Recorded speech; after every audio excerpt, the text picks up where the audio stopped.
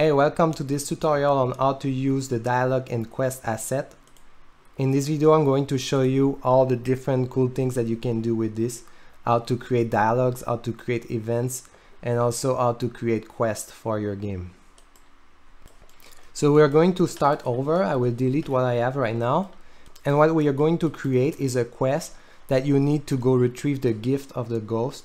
So first you will need to talk to him, answer his question, then you will gain a new quest to retrieve the gift here, and after you retrieve it you need to come back and talk to the ghost again and it will complete the quest. So that's what we're going to do as an example.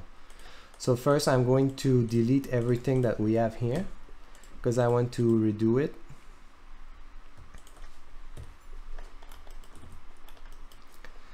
And I just kept the group here, but these have nothing attached to them. It's really just to organize things. So the first thing I'm going to do is to add an event, which is the first time that we talk to this ghost. I'm going to add the narrative event script here. So we're going to trigger this when we are near an actor, and it will be ghost A, because if I click on this one here, you can see it's ghost A that is attached to it. So here that means that when I go near ghost A, this event will trigger, and it can only trigger one. If I put 0 here, it means unlimited, but if I put any other value, this is the number of times that this event can run. And then everything that you put under this event as a child object will be triggered in order. So the first line and then second line, like that. So first we're going to add a message here. This will be a dialogue message. Again, this will be the ghost that is talking. He will say, I am the ghost. So one thing that you need to know is that there's two types of dialogue that you can have. You can have in-game or dialogue panel. This one will really pop up a panel and usually pause the gameplay. Usually you will want to have this pause when you open the panel, and you need to click through the dialogues. While the second one is just dialogue that will appear while you keep playing, so it will not stop the gameplay or anything. But the thing is that this one does not support choices, so you cannot make choices because you're playing, you're already doing all the things. So we're going to go with the dialogue panel first. When we are in dialogue panel mode, the duration doesn't matter because you need to click through the dialogues. Okay, so we're going to try this first. As you can see, if I go near the ghost, it starts the dialogue. Right now it's just one message, so it doesn't do a lot.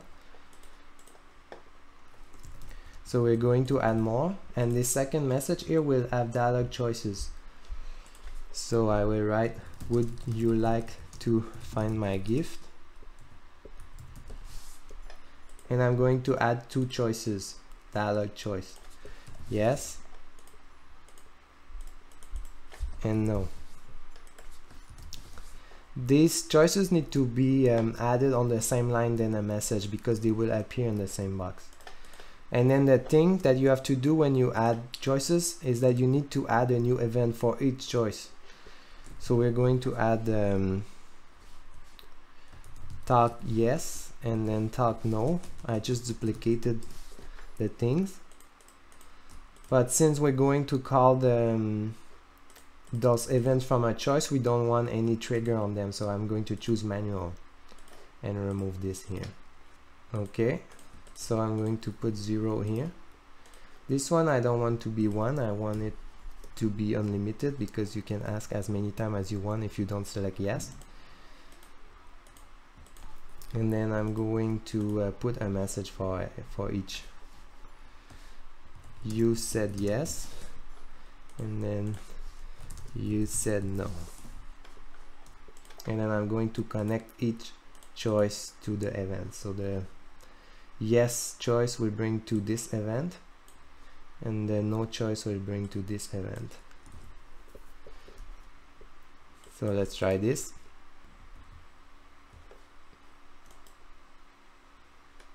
So if I click on yes, he will say you said yes. And then if I try again, no, you said no. Cool.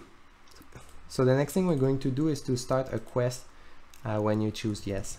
So I'm going to add another line, call it quest, and then you don't always need to put a message on a line. You can also add what is called a narrative effect, and this is a list of various effects that you can do when the event reach this line. So for example, you could say you could just play some sound, you could start a quest, or you could spawn something, hide something, destroy something. So you have various different options, and you can also call a custom function from the code. The one that we want to do right now is to start a quest. I already defined the quest here, which is collect GIF.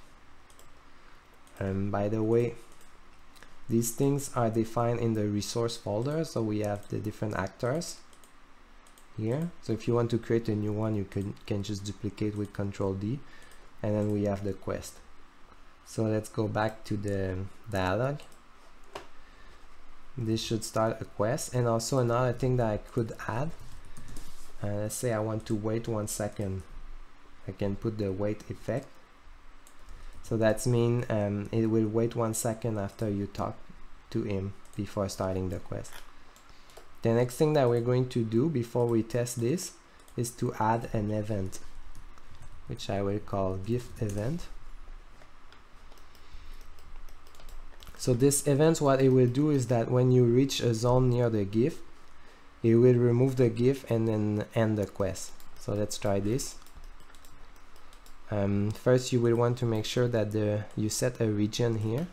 If you go in the prefab folder, you can just pick one of the region and put it here. So now I already set up a region and a GIF that are on top of each other. So I'm going to add an event here, narrative event. Instead of near actor, this time we will use enter region, and I will drag the region here into the trigger target. So this one is not going to trigger any dialogue, it will just be changing the quest here. And then it will also destroy gift. So both of them will be a narrative effect, but this one will be destroy. I will add the gift here, and then this one will complete the quest that we are doing right now. So let's try this. First I talk to this guy. Yes, I want to find your GIF. Now after 1 second I will have the quest that start. If I press on J, I can see all the active quests that I have. Then when I reach the region, this should be destroyed and then the quest should be completed. There you go. And then we could continue like that and add more events. But we didn't do that yet. So now what we're going to do next is to add conditions, because as you can see when I came back, it started again as if I didn't do the quest or I didn't do anything. This is because we didn't put any condition yet. So I'm going to add a condition on first talk, because I want to make sure that this is not triggered if the quest is started. So I'm going to select collect GIF, quest started is false. So that means that this event will only trigger if this quest is not started. And then what you could do is to add another event that's for example second talk, and then quest completed talk. So this one we could put the condition is true, so quest active is true, so that means the quest is ongoing. And then the last one we will put quest completed is true. So this one, the ghost will say where is my gift. Then I'll show you something that we didn't do yet, is to make the character talk. So I add another message, and then instead of the ghost here I will choose the player, which is set on this character here. So you have the actor, this is player girl, and then this player will reply, I don't know. And just for fun of it, this one we will try in game to see the difference.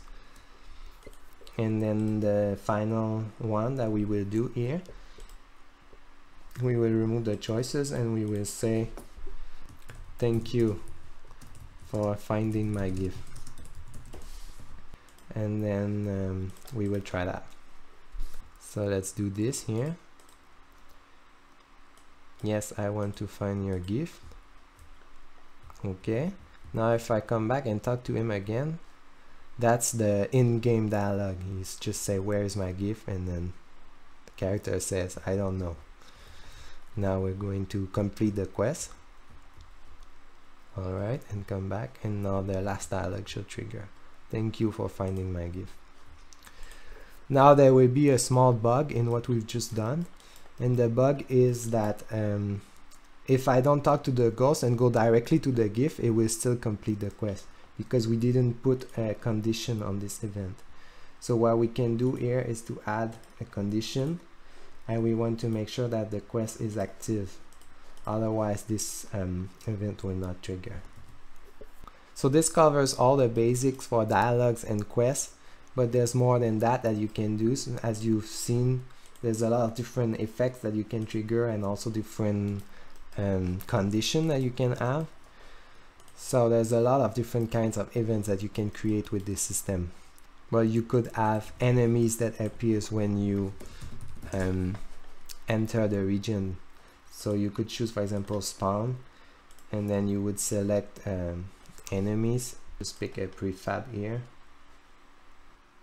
So just for this example, I will pick the grass as an enemy. I know, very terrifying enemy, but I don't have any other model right now, so we'll just pick that.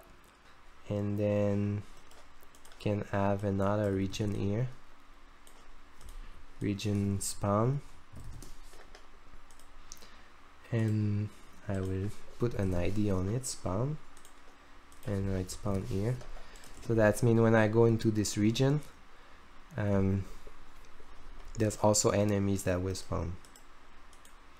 Let's just duplicate this because I don't want to keep these things. Spawn enemies, and then I will change the region and also remove the condition. Let's put it here. Let's try this. So now if I go in this region, there will be the very scary grass enemy that spawn. Another thing that you can do with conditions and effects is to just set up a custom value. So for example, you could have different choices in dialogue that will affect what happens later. So let's try it here. So I'm going to remove the questing here, and then on talk yes, I'm going to add an effect.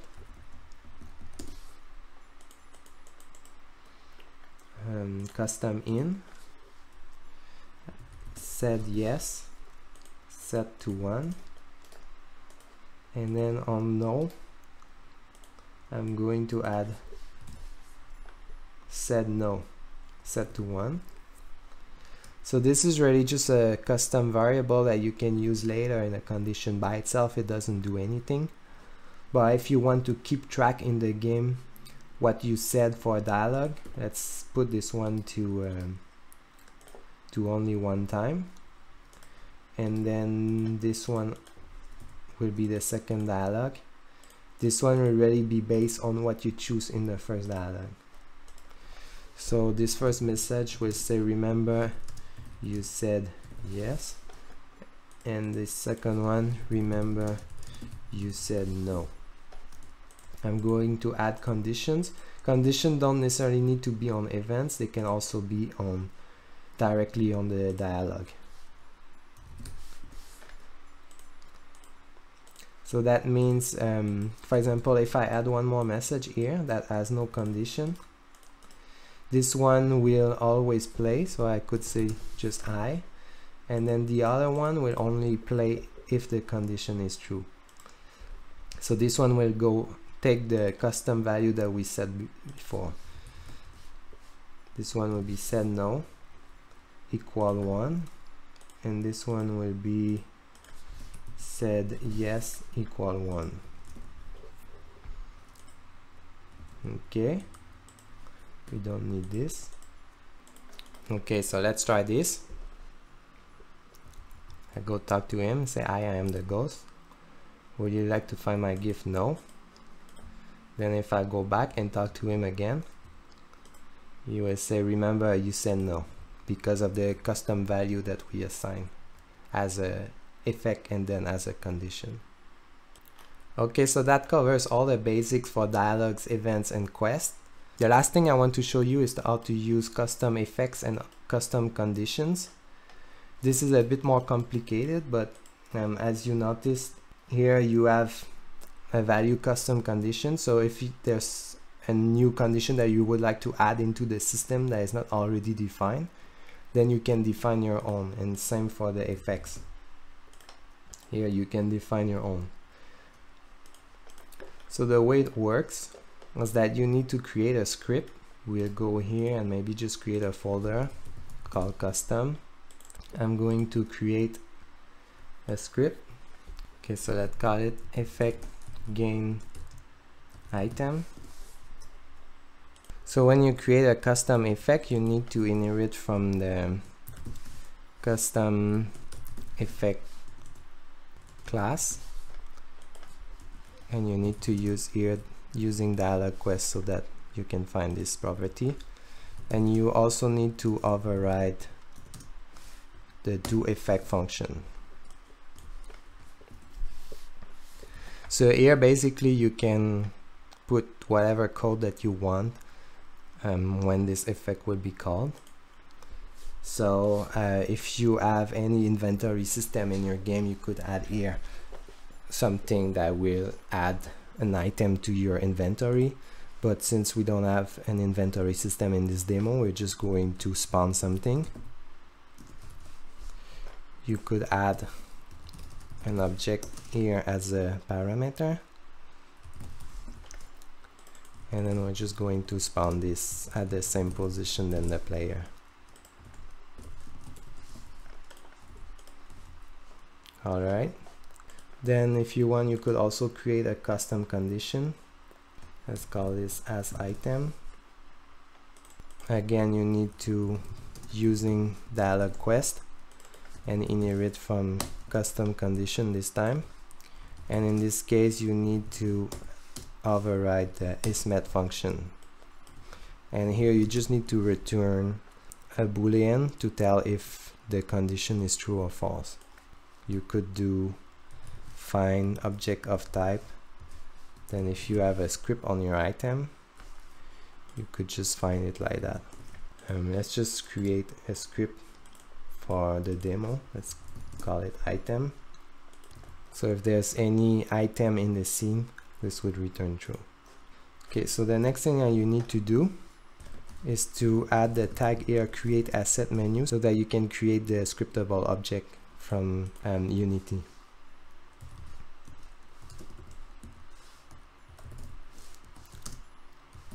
So this will be gain item and then custom effect gain item,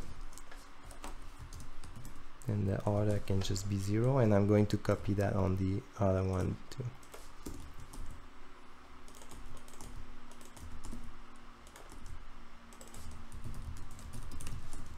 Alright, so after you've done creating your scripts, you need to right click here, create dialog quest, or here custom condition as item. So you really need to create a file for each condition and each effect. But the cool thing is that if you want to have the same condition but with different properties, you don't need to create a new script. You could just duplicate this one and put different items here. So gain item, I'm going to add the prefab gift to it.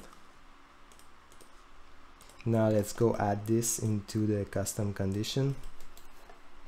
So first we're just going to remove everything here, and then instead of a choice here, I will have the custom effect. Custom effect, gain item. Here is your GIF. Let's try this. And we have a GIF that appear right here. And it's really just the same thing for the custom condition. So you could after that have like another event with the condition that you've created and just set your own condition here. So that covers everything for this tutorial. Thank you for watching, and I hope this was really helpful, and have a nice day.